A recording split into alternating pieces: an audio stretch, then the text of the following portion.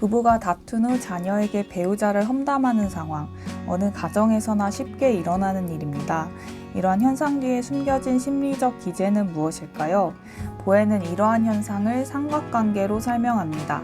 삼각관계의 핵심은 불안입니다. 부부라는 이인관계가 불안정해지고 불안이 증가하면 긴장을 해소하는 방법으로 자녀 혹은 제3자를 끌어들여 삼각관계가 발달합니다. 삼각관계가 형성되는 과정은 크게 두 가지입니다. 첫째는 불안이 큰 배우자가 자기 편을 얻기 위해서 자녀나 제3자를 끌어들이는 경우입니다. 물론 부모가 자녀에게 이따금 배우자에 대한 불평을 하는 것은 큰 문제가 되지 않지만 배우자가 문제를 일으킨 장본인이고 본인은 희생자라는 이야기를 한다면 자녀를 삼각관계로 끌어들이려는 시도로 볼 수 있습니다. 둘째는 두 사람의 갈등에 가장 민감한 반응을 보이는 자녀 혹은 제3자가 안심시키기 위해 먼저 다가가는 경우가 있을 수 있습니다.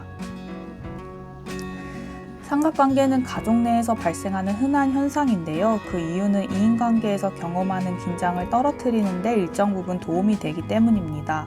그렇지만 근본적인 갈등을 해결해 주지는 못하고 무엇보다 삼각관계가 지속되면 자녀의 독립성 발달에 손상을 주게 됩니다.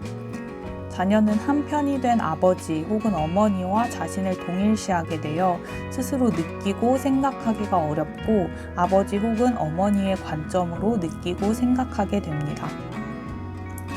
성인이 된다는 것은 가족으로부터 건강하게 분리할 수 있는 능력을 갖추게 됨을 의미합니다. 집을 떠나면 가족의 영향에서 벗어난다고 생각하기 쉽지만 가족에게 정서적으로 과잉하게 반응하게 되거나 반대로 정서적으로 단절하려고 한다면 진정으로 독립했다고 보기 어렵습니다. 성인으로서 자신의 감정과 행동에 책임을 지는 삶을 살기 위해서는 삼각관계에서 벗어나 자신의 관점으로 보고 말할 수 있어야 합니다. 이를 위해 우선 현재의 가족 구성원 간에서 일어나는 삼각관계와 그 과정에서 자신이 어떤 역할을 하고 있는지 볼 수 있는 것이 중요합니다. 그 특정 가족을 험담하거나 편들지 않고 또한 자신의 생각과 감정을 부정하지 않고 관계 맺는 방법을 학습하는 과정이 필요합니다. 삼각관계에서 벗어나기 위해서는 두 사람이 그들의 관계를 직접 개선할 수 있도록 조치를 취할 수도 있는데요. 예를 들어 어머니와 아버지가 직접 대화하도록 제안하고 더 이상 부모님의 불평에 귀 기울이지 않을 수 있습니다. 혹은 부모님의 배우자 불평에 적극적으로 동조해 볼 수도 있는데요. 그러면 오히려 부모님은 배우자를 두둔하고 나설 수도 있고 이후 불평을 토로하는 경향성이 줄어들 수도 있습니다. 삼각관계를 끊는 것은 쉬운 일이 아닙니다.